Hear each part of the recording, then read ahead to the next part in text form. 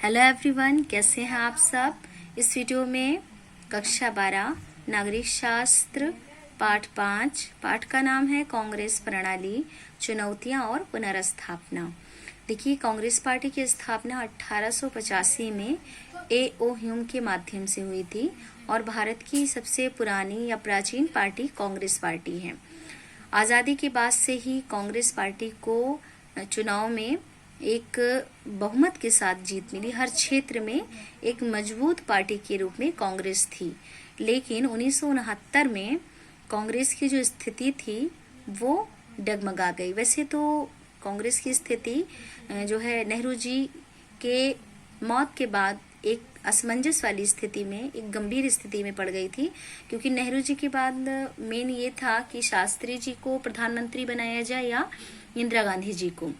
लेकिन ऐसे परिस्थिति में इंदिरा गांधी जी का अनुभव शास्त्री जी की इतना नहीं था। इसी कारण लाल बहादुर शास्त्री जी को 1964 में प्रधानमंत्री बनाया गया। और जब 1966 में शास्त्री जी की मौत हो गई, लाल बहादुर शास्त्री जी की, तो इंदिरा गांधी जी को पदभार मिला प्रधानमंत्री का। तो 1969 ईस्वी में जो परिस्थिति तैयार हुई वो ये थी कि इंदिरा गांधी जी चाहती थी कि वीवी गिरि जी को राष्ट्रपति के पद पर जो है चुनाव में शामिल किया जाए एक आधिकारिक तौर पर। लेकिन जो अध्यक्ष थे वो मुख्य रूप से राष्ट्रपति के चुनाव में जो है कांग्रेस के एक अधिकृत उम्मीदवार के रूप में नीलम संजीव रेड्डी को घोषित कर रहे थे। और ऐसी परिस्थिति में इंदिरा गांधी जी और उनके जो समर्थक थे वो वीवी गिरि का समर्थन कर रहे थे। लेकिन ऐसी परिस्थिति में पार्टी और जो सिंडिकेट थी, सिंडिकेट का मतलब होता है कि वो वरिष्ठ या अनुभवी नेता जो अनौपचारिक रूप से एक समूह के रूप में थे और वो कांग्रेस के संगठन पर अपना नियंत्रण रखते थे। तो उस जो कांग्रेस सिंडिकेट था उसका भी जो है उसको भी अनदेखा किया इंदिरा जी ने, और इस कारण जो कांग्रेस की पार्टी थी उसमें क्या हो गया, मनमुटाव पैदा हो गया। और इसी वजह से कांग्रेस के अध्यक्ष के कामराज ने इंदिरा गांधी को पार्टी से निकाल दिया, जिस वजह से बाद में ये जो पार्टी थी कांग्रेस वो दो भागों में बट गई। एक कांग्रेस ओ और कांग्रेस आर। कांग्रेस ओ जो है वो पुरानी ऑर्गेनाइजेशन जो थी वो हो गई, और कांग्रेस आर जो है वो इंदिरा गांधी जी द्वारा गठित पार्टी थी।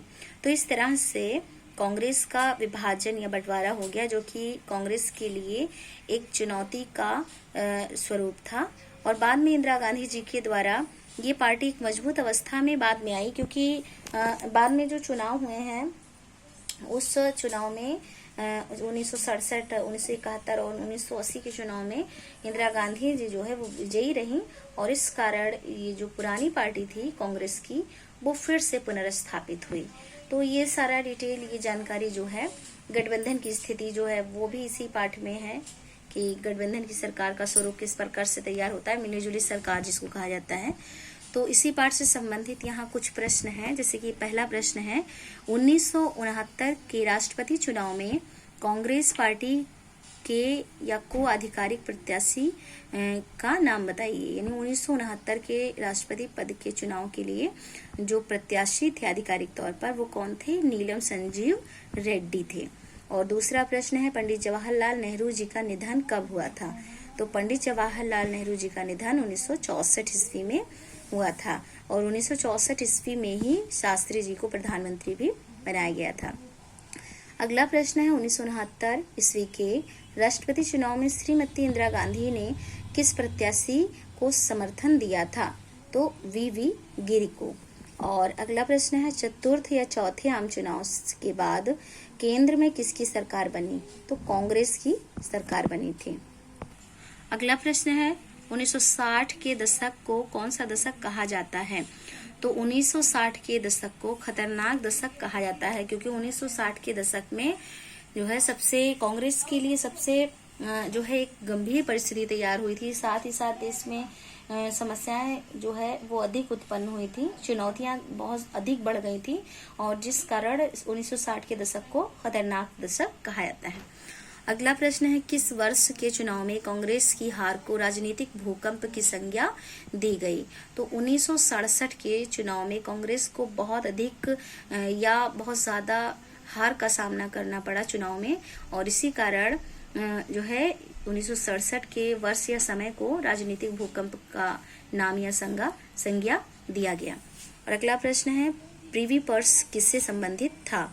तो प्रिवी पर्स जो है वो एक ऐसा नियम था जिसके अंतर्गत राजाओं को, जो देश के राजा थे, उनको एक विशेष अधिकार मिला हुआ होता था, और इस अधिकार को या इस नियम को, प्रिवी पर्स के नियम को इंदिरा गांधी जी ने समाप्त कर दिया था। तो ये प्रश्न है इस तरह से कि प्रिवी पर्स किससे संबंधित था? देसी राजाओं के विशेषाधिकार से संबंधित था। अगला प्रश्न है, प्रिवी पर्स की समाप्ति किस संशोधन द्वारा की गई थी संविधान के? तो 26वें जो है संवैधानिक संशोधन के आधार पर की गई थी। और अगला प्रश्न है, दोपहर की भोजन योजना स्कूलों में सबसे पहले किस मुख्यमंत्री ने शुरू की थी? तो के कामराज ने शुरू किया था। के कामराज, जो कि तमिलनाडु के मुख्यमंत्री थे, उन्होंने स्कूली बच्चों के लिए दोपहर के भोजन की योजना शुरू की, और इस तरह से कामराज की योजना के तहत युवाओं को राजनीति में प्रवेश मिले, इसके लिए भी उन्होंने अथक प्रयास या कार्य किया। तो इस पाठ से संबंधित आपके लिए कुछ महत्वपूर्ण बहुविकल्पीय प्रश्न के उत्तर ही हैं। Thank you.